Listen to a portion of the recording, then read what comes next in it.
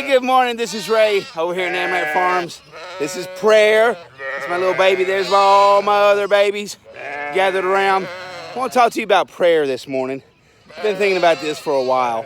I'm going to let her down so she doesn't get too jumpy. Prayer, if you remember, I told you when she was born, she had a lot of problems. She couldn't stand up. She couldn't eat on her own.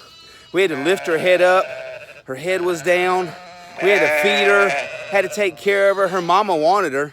Just she couldn't do it until she trained her muscles to be able to work.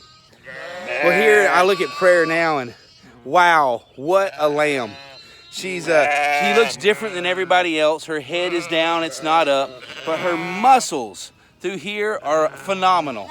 And she's able to leap and jump more than any other lamb I've ever seen. She's faster than any lamb I've ever seen. The thing is, if you were to look at her, you wouldn't pick her. You wouldn't choose her.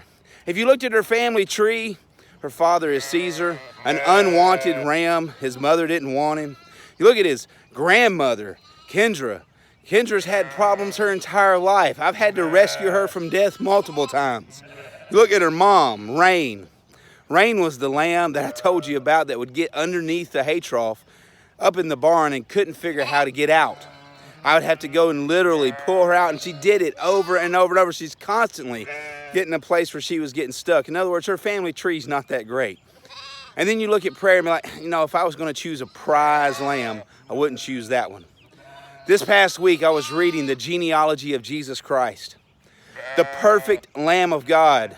But in the eyes of men, if you looked at his genealogy, if you looked upon his countenance about how he looked, you wouldn't have picked him. But his daddy did. And for you and I, sometimes we may look in the mirror. We may look at our family tree and be like, I'm not sure why God chose me. But he doesn't look on the outside. As he said to Samuel about David, I'm looking for a man whose heart is after mine. So today, put your heart on him because he has his heart on you. Go enjoy the shepherd. I'll see you soon.